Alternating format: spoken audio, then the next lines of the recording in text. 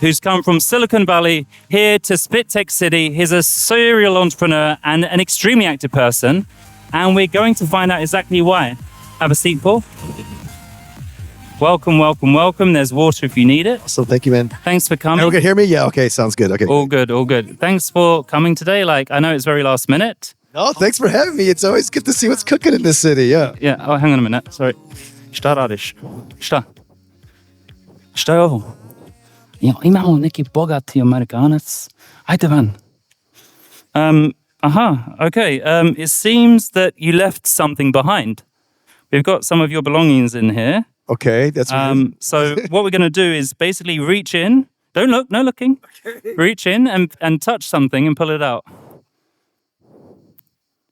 Oh, what is it? This is a PlayStation controller. Hold your microphone. Oh, sorry, yeah, this is a PlayStation controller. Excellent. So you can probably guess what this relates to. It might have something to do with my activity in games, I'm guessing. Or... Yeah. You have Sisu Gaming Ventures. Yes, this is correct. Yes. Yeah. Tell us. This is now finding out about you because we've got your personal belongings. So I love video games. I got my first Nintendo console when I was probably 10. I had an Atari before that. And I think around the age 12, 13, I'm like, I know what my career is. I'm going to make awesome fucking games.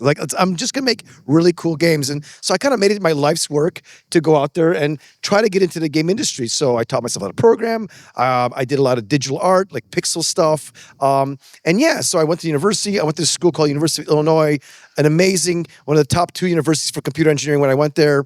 And it was all in the service of making games. And I graduated and I started my first company actually 25 years ago making games. And we made games for the Game Boy Color. And then we went and did tons of stuff for all various platforms, PC, other consoles, etc. But I sold that company in 2004. Okay. And I left the game industry for 10 years. I moved to Silicon Valley. We'll get into all that stuff later. But then about 10 years later, I'm like, damn it, I miss the game industry. Like games people are like so cool and awesome, but also mega nerdy, right? But it's the most multidisciplinary, I guess you say, art form in the world. It's artists, programmers, musicians, project managers, marketeers. It's like you take a film and then you add engineering on top of it. Holy fuck, right? And so I love these type of people.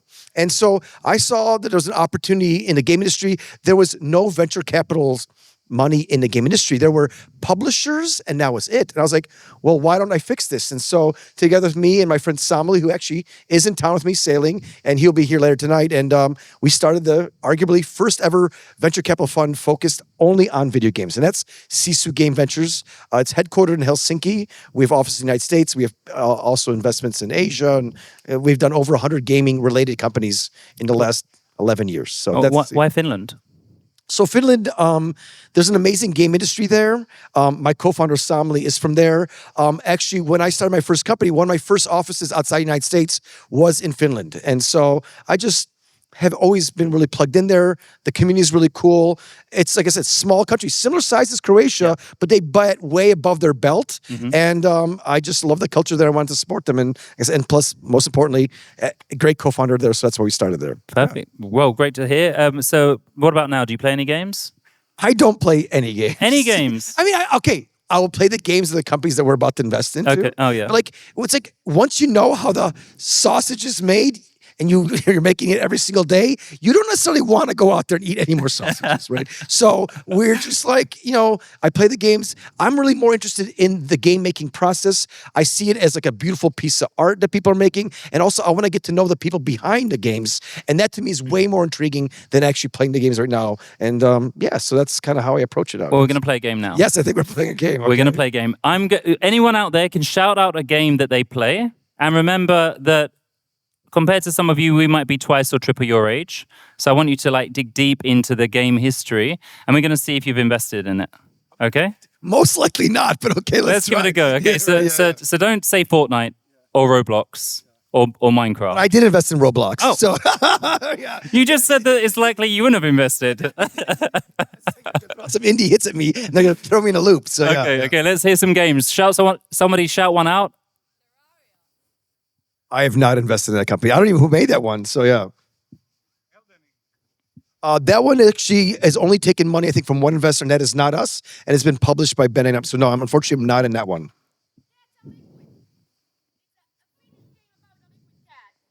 No, but that sounds really cool. But I don't know that one. But I'm pretty sure my co-founder would know about that, especially if it's from Finland. So no. So I'm failing this test, guys. Wait, we'll get one. I spoiled it. I said Roblox and screwed it up. Any others? No, No, I have not. These There's sound lots of really cat cool. games That's these what days. The thing is, like, these last two games you mentioned, what's so cool about them is like, this is not what the game industry was many years ago, right? It was kind of like you have a couple, you have a shoot 'em up, you have some puzzler, an RPG, whatever, and the game industry has gone everywhere. Kind of like how movies started black and white, then there was like sound, and they were very simple. But then there's movies that created about all types of things and cover all types of, scenarios, emotions, and games are doing the same things too. And you're having beautiful stories like that. So that's what makes the industry so cool and why I'm continue to be very excited about it. And obviously, back in the day, right, you talked about your first console. Put your hand up if you had a Game Boy here. Game Boy? Yeah. PS1? Who had a PS1? Yeah. Atari? Sorry. Here. Yeah, there we go. All the above. Yeah, back then you'd wait for the games to come out. You go, it'd be really expensive. And now these guys have stuff like Candy Crush, or I don't even know. To be honest, I don't play any games on my phone. That's fair enough, man, yeah. Do you invest in like mobile games as well? We do everything. I'd say being that Finland's very good at mobile, that's the country that did Angry Birds, Supercell, and then Sweden did Candy Crush. So we do a lot in the Nordics. So we do a lot of mobile stuff.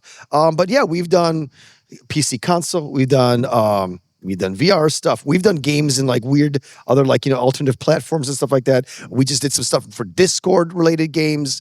We've done games on TikTok. So yeah, we do games across everything. Excellent. So if there's any game developers out here and you want to talk to Paul later, he's going to be hanging around. So grab him because his next. I would love to be plugged into the gaming scene here. I mean, you guys have a couple really old school companies, including Crow Team, 1993. That's really impressive. They predate me. So like the game industry here is strong. So I'd like to know more people here. There's even one high school in Slavonia, which is, you know, Croatia pretty well. We'll get to that.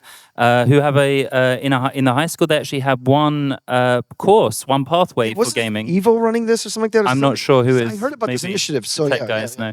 Yeah. So it's up and coming. There's opportunities. So let's hope there's more game developers here. I think there will. I'm sure there already are. We did some research. We looked at it, and I think it was like 15 or 20 active companies, mostly in Zagreb. I think we only saw one in Split. So that killed me a little bit because I was hoping to meet some game developers here, but maybe they're all hanging out tonight. Why would we play games when we have this outside? Fair enough. Yeah. We don't shut ourselves indoors too much. Only when it's... Do you know the winds here that keep us indoors? No, I don't. Oh, okay. Well, you're a sailor, so I thought maybe you know the one that knocks your yacht over. So, yeah. I'm joking. It's fine. Your boat's going to be fine. Your boat's going to be fine. We're in a very protected bay, so yeah. Okay, let's have another dip. Okay. Oh, one. Two of them. Okay, what is it? This looks like a winter hat. It's a winter hat. Yes, it's a woolly hat because someone here does cross-country skiing. Yes. And got nationality citizenship. Yes, correct. Tell us about this crazy story.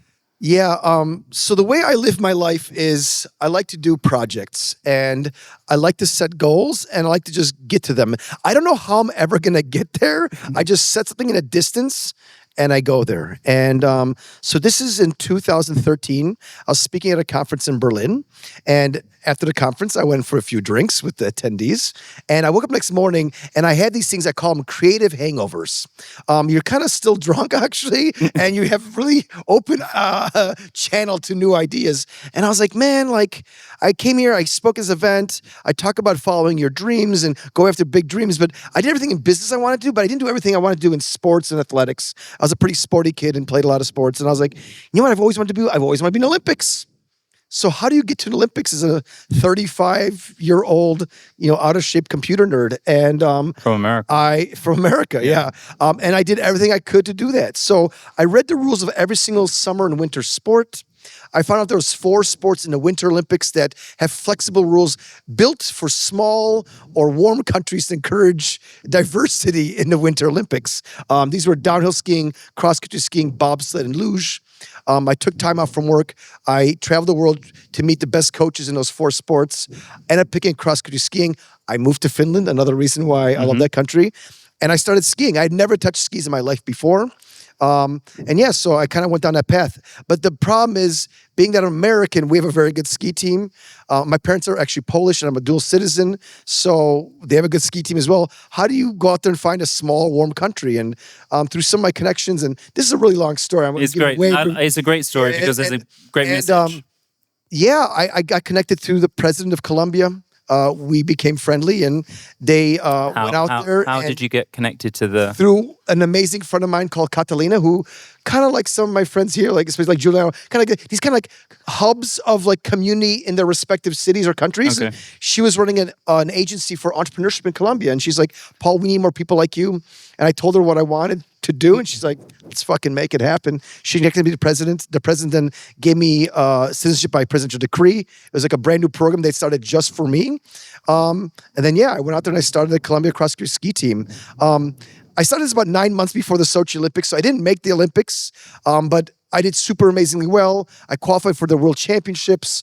I skied. I was a national champ for the country for multiple years because I was the only one at first, to be honest. Don't say that. You're the best. No, but we've actually built an amazing program. We have now sent 5 Olympic athletes over the last 2 Olympics after mine, and then we continue growing. And so we're actually preparing for 2026 on your, nearby in Milan, Cortina, and we'll have a bunch of athletes there. So we're growing the Winter Olympics program. So I built it also with a very entrepreneurial mindset. Like we planted a seed, it was about my personal goal, but then in the long run, we're actually building a whole program. And so that's something that we're super proud of. But isn't there something in there about Africa? No. I talked to a lot of African countries. I actually ended up working with another Olympic country called Tonga, which is actually in the Pacific. Oh, Tonga, sorry. Yeah, there's Pacific Togo and Island. Tonga. Sorry. I knew what you were getting at when you said it. Yeah. I've actually also appeared in the Summer Olympics as a coach. So, to follow up. So I didn't make it as an athlete, but I've been to Olympics twice as a coach, both in the Winter and Summer Olympics. And then one in Winter Olympics, I actually coached 2 teams at the same time. And I was in the opening ceremonies with one country, Colombia, and I was in the closing ceremonies with Tonga. In the Pacific Islands. And I've supported many, many, many interesting people. Thank you. Yeah, round of applause for getting citizenship. I'm still trying in Croatia. I need to. Now you've told me the loophole. You got to just go to the top and Winter push hard. That is one plan. That if anyone knows Plenky, then connect us. Yeah, pretty sure we have something at this table. Zoki. Yeah. I don't mind. Hard as Estepe, I'm easy for Croatian citizenship. So great story, a story of perseverance, a story of I don't encourage getting drunk and then having creative hangovers. Actually, I don't mind it. Right to the under 18s. But yeah, you want to go out there and always be open to new ideas. And for some people, it unlocks with having a drink. For some people, smoking some stuff. For some people, a nice walk on the beach. Right. So everybody has a different way of unlocking creativity. That's it. Yeah, and spot on. For me, it's running, and I only started that. Yeah. I have one idea. Tell me. One of the rare countries that still didn't recognize the Croatians. So if you still have a connection there, and you go to Plenty, our prime minister is gonna love it. Wait, are you actually serious that Tonga does not recognize Croatia? I know the prime minister, obviously, in Tonga, so maybe we have to let's have a conversation. Let's get Croatia on the map. That would be an awesome side quest on this trip. Okay, I will make some emails happen. Wow. So. There we go. Good to me. Okay, good. I'm not very political, but I don't mind having friends in good places. I think because obviously one of Croatia's priorities is having Tonga put them on the map, right? Not forget about unemployment and stuff like that. 5,000 people got to recognize Croatia today, right? So we're going to make that happen. Great. Okay, we've got 2 more things in the bag. 2 more, so it's 50-50. What do we got? I got a shirt. Sorry for the shirt. Is there anyone I own? This is awesome. You got a shirt that's got baseball on it. Yes, baseball. Amazing. Yeah. So another one of your, what I loved was that you said, okay, cool, I was doing really well in entrepreneurship, in business, in startups, in tech, in investing. But there were sports, and a lot of people give up sports, right, to follow their careers. Yeah. And now you're doing something with baseball as well. Yeah. So ever since I started the Olympic journey, I've met a lot of amazing athletes. And in getting to know athletes, they are very similar to entrepreneurs. Athletes, like at the highest stage at least, right? You are building the business of you. And you're startup is you trying to make this amazing big goal, and a really good athlete has a team. You will be the athlete, but then you'll have a coach, you'll have a weight training person, you'll have somebody that's doing your fitness, your food and preparations, and you have all these people around you, and you're building a company. And I started thinking holy shit. So they're kind of like that. And then I started thinking other people that are like this, like musicians, actors, these are people going for the stars. So I just started as a person, besides I still continue all my activities and I still invest in tech. That's my main activity. But on the side, I started investing I put together a small foundation. I started investing to athletes and other cool projects of people going for really big, audacious ideas. And so I've been doing a lot of stuff like this, and I've been investing in basketball teams and other things and a whole bunch of stuff, right? But my parents are from Poland, and my niece is a really good baseball or softball player. And I was like, I want to get her on a national team at least get her in line to be on a national team for softball in Poland. And I reached out to the association, like, hi, I'm Paul. I do random stuff. Would you guys like to have a meeting just to talk about the future of your program and what's going to happen on the softball side? And I got to know the president really well of the Polish Baseball Association, and we started talking about baseball and softball. And he's like, oh, by the way, yeah, our baseball team's a complete fucking mess. I'm like, oh, this is cool. Okay, I could come in and help out. And so about a year and a half ago, I became the largest donor, and I started helping support it financially. But more importantly, I started spending time and helping them hire and once again build out a team. And so within the last 18 months, we hired 2 coaches from America. One has been in baseball for 40 years, has coached at the highest level Major League Baseball players. He's been an assistant coach for Team USA. He was the head coach for Team China. He is now our head coach. We have an assistant coach that played Major League Baseball for 15 years. He's won the national championship. And these guys who've never been to Poland before came to our country and all of a sudden are now part of our team. And we're also now recruiting Polish American kids, having come back to the country. We're getting Polish kids and having them go abroad. And we're trying to build a world-class organization with the goal of either making Olympics or making a thing called the WBC, World Baseball Classic, which is the World Cup for baseball. And so kind of taking the same playbook I did with all my startups, also the playbook I took with Columbia and cross-country skiing, I'm now applying this on a larger kind of country national team scale. And solving a really cool, interesting problem, surrounding myself with the most smartest and talented people that know the sport inside and out. And I'm just kind of like more the general manager putting these things together. Kind of the CEO. That's what a good CEO does. Like the CEO is kind of the dumb guy, but the enthusiastic guy, and puts all the smart pieces around him or her. And so that's what I'm trying to do with that. And so brilliant. We are in the middle of the process. We had our best season ever this year, but we're still shitty-ish. Yeah. We're going to be way better than we were last year. We already are. And then next year we got some big plans and we're constantly growing. But this is a 5 or 10 year goal at least. So. That's it. Yeah, it takes time, right? 6 times. Startups, the best startups, everyone thinks you're going to have an exit in 5 years. Usually the best companies are 9, 10, 11, 12 years. Like all the best companies in my portfolio, they were a slow burn. It wasn't like, whoosh. Yeah. It was like, and then you have some moments, but it takes time. Everyone wants the hockey stick, but actually... You get the hockey stick, but sometimes later than you want it, right? So, okay. Well, there's a sticker. I got a sticker for me, right? And then I got something travel money. What is this? Have a look inside. Okay, let's see what's going on. I'll need that back, by the way. Yeah. I see some cash. Yeah. What kind of cash do we got here? Different. Oh, we have cash from all around the world. There we go. Because okay, you are a serial global investor, right? So tell us more about where you invest, how you invest, why you invest. Because I know there's some fascinating. Every single one I saw, I've invested in that country. So I love traveling, and it's obviously one of the most beautiful joys in life, right? And getting to come to things like this are spectacular because you get to meet amazing people. And yes, I've been very blessed. I've been able to travel around the world quite a lot. So as I was building my Silicon Valley career out, and I launched my first venture capital fund in 2010. And an interesting thing happened when we announced it, and it was one of the first 5 accelerators in the world. So there was Y Combinator had launched in Boston, a thing called Techstars had launched in Colorado, and we were the first accelerator in San Francisco. It was a thing called IO Ventures. And I built this with an amazing team. It was me, my brother Dan, who I do every single company with, my friend Ashwin, who had started a company called BitTorrent, my friend Aber had started a company called MySpace, and my friend Steve had started YouTube.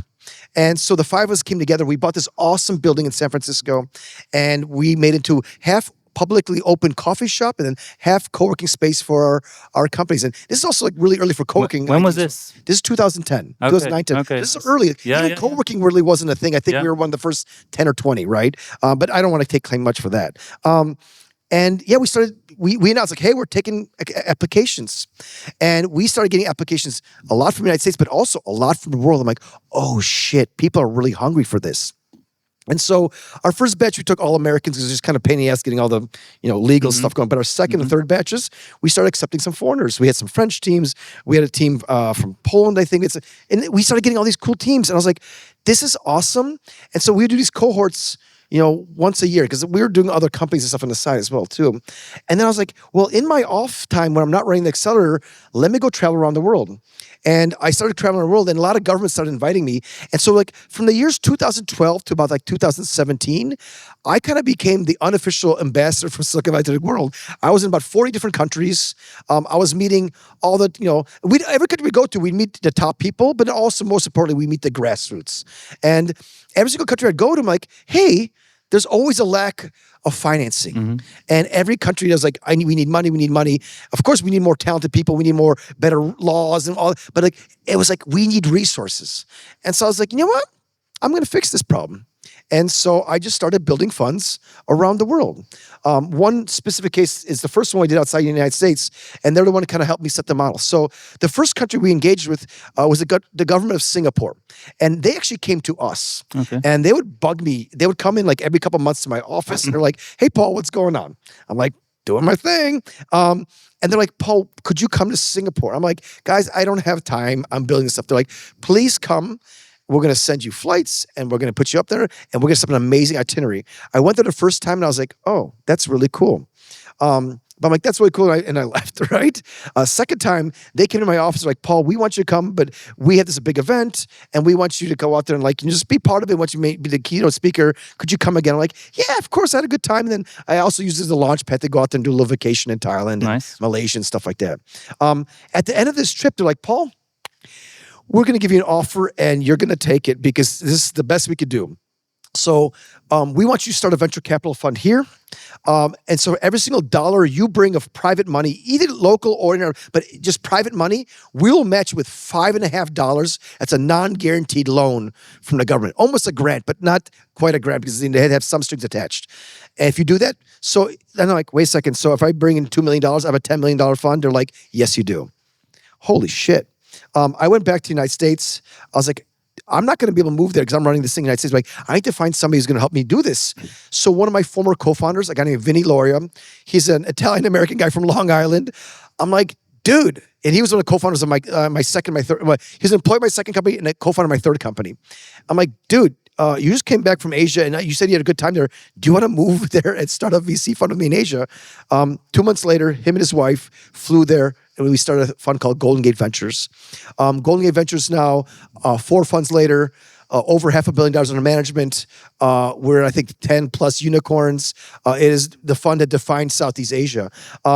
And yeah, so Vinny's still there. He's now moved to Vietnam to go help us, continue to grow that. We have 4 other partners there. And yeah, we're doing super great. He's had 3 kids in Asia. Yeah. And that worked really well. I'm like, I could do this in other parts of the world. And so then we've been now slowly launching funds around the world. So we have our US fund. It's called Bragiel Brothers. We have a fund in Asia. We have a fund in Africa. We have a fund in Latin America. We have a fund in Eastern Europe, which covers Croatia. We have 1 Croatian company in our portfolio. And then also we have Sisu, the vegan company. So we have 6 funds in our portfolio funds under my family office. We've done over 400 investments globally, I think in 41 or 42 different jurisdictions. So yeah, we want to support amazing people. Like when I had this whole journey, it's like what I saw is like smart people are born everywhere, kind of equally. The biggest thing is sometimes it's lack of resources, lack of attitude, right? And you know what? I can fix that. I can help with the money part, and also by me putting money behind me, or even just having a beer with somebody, maybe you could change the attitude. So that's been my life journey, is just going out there, interacting with super amazing, inspirational people around the world. Started with tech, and now it's been tied into sports and music and all types of other creative industries, because I just want to be surrounded by people that just get me fucking pumped. And yeah, I could do cool things with, and we could work on amazing projects with, including getting Tonga to recognize Croatia. this is actually like maybe to sum everything up. Like people come up to me all the time, like, "Hey, Paul, would you invest in my company?" Blah blah blah. And a lot of times I'm just like, I'm not pumped because it's kind of derivative or it's kind of average. But if you come to me like fucking crazy shit, and you can show me a path how that crazy fucking thing might work, aka I'm gonna go for Olympus or I'm gonna go out there and do it, I will then get excited. But if you come to me with something average, I won't. And this is how it's gonna work with all the best VCs, all the best people, all the best employees. You have to set the bar high, inspire them, getting them pumped. And then something is going to happen. If you go out there and say, like, yeah, I want to go out there and like have 4 people and do something, you're like, that's not going to get me moving, right? So, yeah, aim high. And what's the famous saying? Shoot for the stars, land on the moon. By the way, I land on the moon often. I miss the stars very often. So. But the moon is still a fucking cool place to be. So, so that's kind of the journey. So, yeah. Paul, you are an inspiration, and I hope you've been an inspiration for people out here. You can obviously see more of what Paul's doing online. We didn't even get to talk about the 4th most watched YouTube video. The 4th oldest video on YouTube. Yes, yeah. YouTube, yeah. There's so much more to hear about Paul. He'll be around for a little bit longer tonight, of course. But yeah, take inspiration from these stories. I know in Croatia sometimes you're told, no, ne može. But this guy... Možna, you could do it. You could do it. There we go. Let's end on that, right? Right? It's a Polish možna. I don't know. It's može. It's Može. Okay, it's close enough. Same but different. That's what I love about Croatia, by the way. I'm a huge fan of this country. I feel really comfortable here. I feel people's spirits are really strong here. I think this country's like on this like prefaces of blowing up. It's you guys already have a couple, billion-dollar companies. The attitudes here, like I came here with Juliana and Draws and a few other folks. Like 9 years ago, there's like maybe 8 people in the startup scene, and we have this. This is really cool, and so I can't wait to see a lot more coming out of here. And like I said, we already invested in one Croatian company called 57 Hours. We would like to do more. And that's part of my plan. It's my VC fund. It's called SMOK, based out of Poland, but we cover all of Central and Eastern Europe. And Croatia is something I would love to do a lot more in. So, yeah. Well, there you go. SMOK. Go to SMOK. Check it out. Paul, thank you so much for joining us last minute. Thank you so much.